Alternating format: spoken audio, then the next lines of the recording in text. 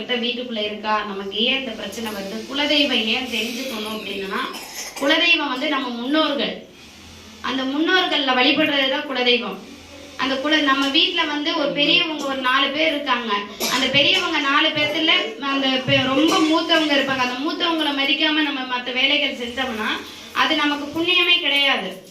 அதே மாதிரிதான் குலதெய்வம். நீங்க உங்க வீட்டுல குலதெய்வம் இல்லைன்னா மற்ற தெய்வங்கள் வெளி சைடு உதவி பண்ணும், உங்களுக்கு உள்ள உங்களுக்கு வராது.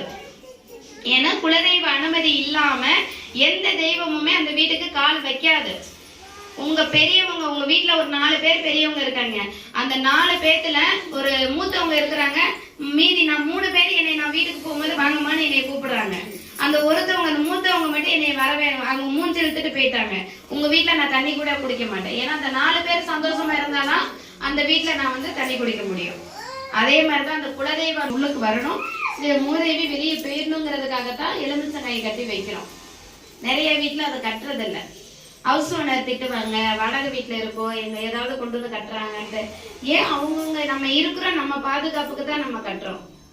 நம்ம மூதேவி வந்து அடைஞ்சுக்க கூடாது அப்படின்னு. அடுப்படியை வந்து கசன்னு போட்டு வச்சுக்க கூடாது. கஷ்டம் கஷ்டம் கஷ்டம்னு சொல்றீங்க, எங்களுக்கு கடைன்னு சொல்றீங்க, கடன்ல ரொம்ப கஷ்டப்படுறோம். இந்த கஷ்டம் வந்து தானா வராதுங்கம்மா, நம்ம உருவாக்கிக்கிறோம். அந்த கஷ்டத்தை நம்ம உருவாக்கிறோம். காலையில எந்திரிக்கிறோமா, வீடு வாசலை சுத்தம் பண்ணா அடுப்படியை முதல்ல நைட்டுக்கே எல்லாம் சுத்தப்படுத்தி வச்சுட்டு படுத்துக்கணும். வீட்டுக்குள்ள துணி துவைச்சோமா, துணியை கழட்டி அப்படியே போட்டுக்க கூடாது. அதை பழைய துணியா இருந்தாலும் கொண்டு போயிட்டு ஒரு டப்பால போட்டு மூடி வச்சுக்கணும். துவைக்கிற துணியா இருந்தா அதை துவைச்சு கொண்டு வந்து வச்சோமா உடனே மடிச்சு வச்சிடணும். அதெல்லாம் பார்த்தாலே வரமாட்டாங்க, அந்த தெய்வம் உள்ளுக்கு வராது. நீங்க வீடு துடைக்கிறதுனா வெறும் தண்ணி போட்டு வீடு துடைக்காதீங்க, உப்பு மஞ்சளும் போட்டு வீடு துடைங்க. மகாலட்சுமி ஆட்டோமேட்டிக் உள்ளுக்கு வருவாங்க. வாசல் படியில எப்படின்னா மஞ்சள் தேய்ச்சிட்டே இருங்க, கண்டிப்பா வருவாங்க. அது இந்த நல்ல விஷயங்கள் தெரிஞ்சுக்கிறதுக்கு மட்டும் நம்ம இடத்துல அந்த ஒரு நல்ல விஷயங்கள். ஏன் நான் இதை வச்சு நான் பேசுறேன் அப்படின்னா, சில விஷயங்கள் தெரியாமே நிறைய பேர் இருக்காங்க. அதை தெரிஞ்சுக்கிறதுக்கு உண்டான வழியை தான் நம்ம சொல்றோம், சரிங்களா? அதனால திருநீர் வாங்கி என்ன பண்றீங்க, திருநீர் நான் நிறைய நம்ம கோயிலே வர்றாங்க, திருநீரை வாங்கினேமே இடது கையில கொட்டிடுறீங்க. ஏன் அதை தவற செய்றீங்க? நம்ம வாங்கின வரத்தை கழுகி விட்டுறோம். ஒரு அம்மா என்கிட்ட சொல்லுது, அம்மா நான் சாமி பாக்குறேன் செல்லுல, இப்ப நீங்க எலுமிச்சங்காயில இருந்து திருநீர்ல இருந்து எல்லாமே கட்டி எனக்கு வாட்ஸ்அப் இது கொரியர் பண்ணி விடுங்கன்ட்டு. அந்த தவறை ஏன் நாங்க செய்ய மாட்டோம்? அதை எத்தனை கை மாறி போகும், அதுக்கு பிரயோஜனமே இல்லையே. அதனால நாங்க ஒரு திருநீரை நம்ம கையில கொடுத்தாலுமே வாங்கி இந்த கையில எடுத்து நம்ம இப்படி நெத்தியில இட்டுட்டு ஒரு பேப்பர்ல போட்டுதான் நம்ம அதை வச்சுக்கணும். உடனே வாங்கினேமே இந்த கோயில நான் நிறைய கோயில்லையும் பார்த்திருக்கேன், வாங்கினேமே உடனே அந்த கையில கொட்டிடுறீங்க. ஏன்னா நம்ம வாங்கின வரத்தை கழுகிட்டோம். இது கை கழுகுற எதுக்கு? இந்த கையில கயிறு கட்டுறாங்களோ, இந்த கையில கயிறு கட்டி அனுப்பி விடுறாங்க. இந்த கை நம்ம கை கழுவுற, இந்த கையில நீங்க எங்கேயாவது வீட்டுல நீங்க ஒரு வாரத்துல காசை கொண்டு போய் டக்குன்னு வச்சுட்டு போங்க, அது மறந்துடும். இந்த கையில எந்த பொருள் வச்சாலும் ஞாபகம் இருக்காது. காலையில நம்ம சாமி கும்பிட போறோம், சாமி கும்பிட போகும்போது போனதையுமே சிவனை கும்பிட்டுட்டு எல்லா தெய்வத்தையும் கும்பிடணும்.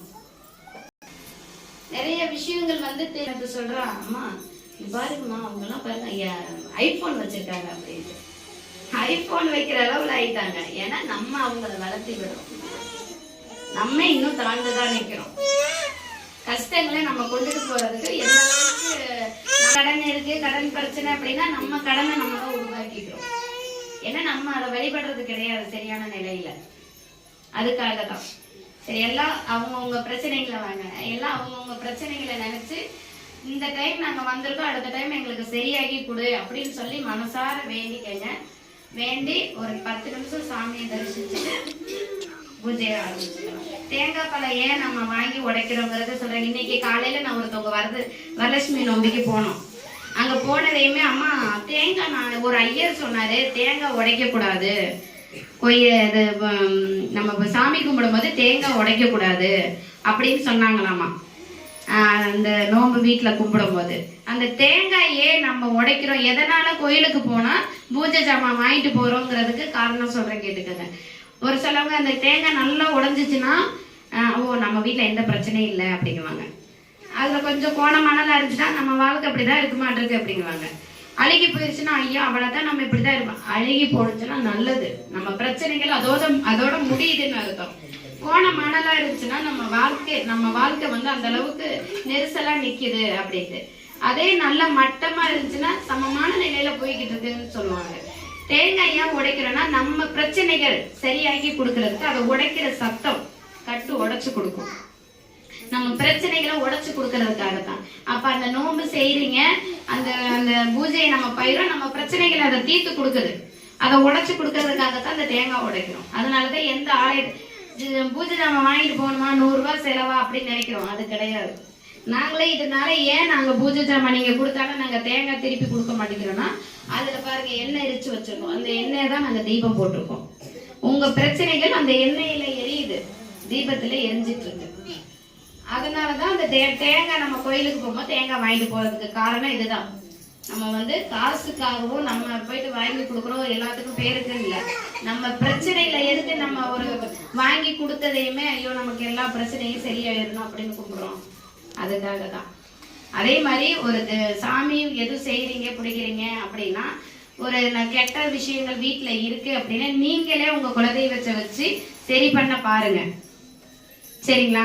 இந்த ரோட்ல அந்த குடுகுடுப்புக்காரவங்க அடிச்சுட்டு போறாங்க, வாங்கம்மா உட்காந்து பார்க்கலாம் பிடிக்கலான்னு செய்யாதீங்க தயவு செய்து. போன வாரம் ஈரோட்ல ஒரு அம்மா வீட்டுல நகையை எடுத்துட்டு போயிட்டாங்க, ஒரு பொண்ணு வாழ்க்கையே சீரழிச்சுட்டு போயிட்டாங்க. இந்த மாதிரி வர்றாங்க, அந்த மாதிரின்னு சொல்லி வர்றாங்க. அவங்க சில விஷயங்களை விஷயங்கள்ல ஒரு சில விஷயங்களை தெரிஞ்சு சொல்லிக்கிட்டு அதை மாதிரி பண்ணி விட்டு போயிடுறாங்க. அந்த மாதிரி யாரும் கூப்பிட்டா ஒரு சேலை துணிமணி கேட்டாலும் கொடுக்காதீங்க. சரிங்களா? சரி, எல்லாம் ஒரு நிமிஷம் சாமியை கும்பிட்டுக்கங்க, பூஜை பண்ணிக்கலாம்.